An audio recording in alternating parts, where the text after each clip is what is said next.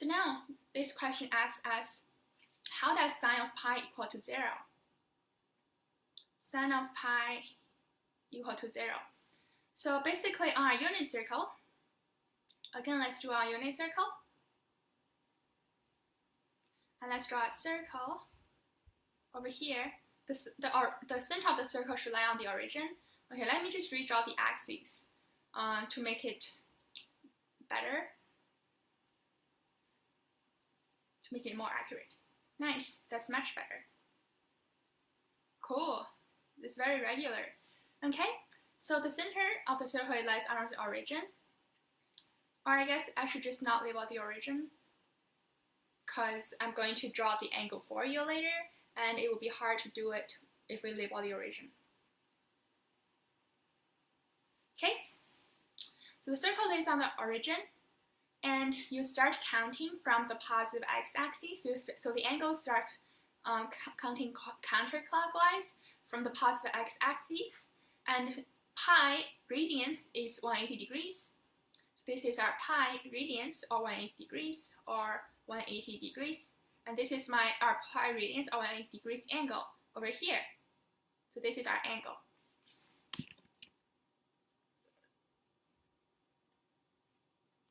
Okay, so here's our angle, and on the point here, when the angle is pi or 180 degrees, the value on the unit circle is pi.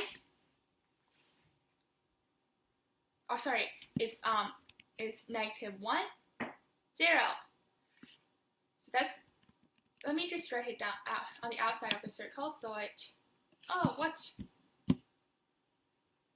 happened? Okay, so on this point right over here, the x value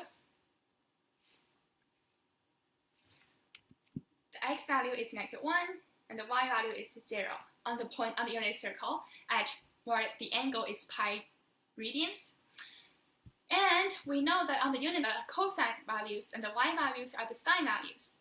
So sine of pi is the y value, and this value is 0. And that is why sine of pi equals to 0. You could also explain it in terms of the sine function in the Cartesian plane, but we're just going to explain it in terms of the unit circle, because this is much more straightforward, in my opinion, compared to the graph. Or I guess I can quickly explain in terms of the sine graph. So consider the function f of x equal to sine x. And that function goes like this, and goes on and on forever. So that's, but we're only concerned with the positive side.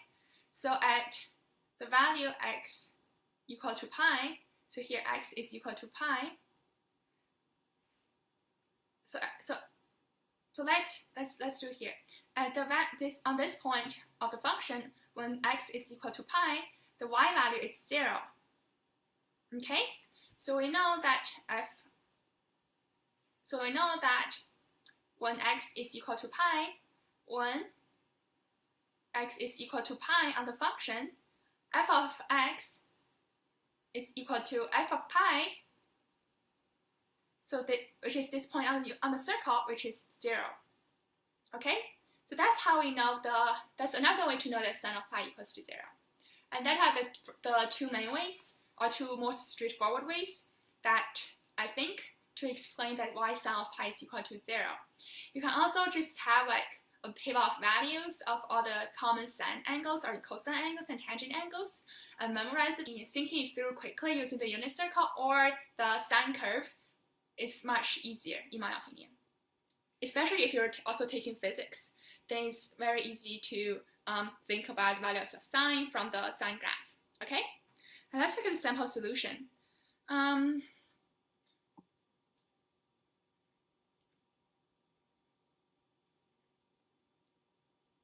Yes, let's just say the solution is correct.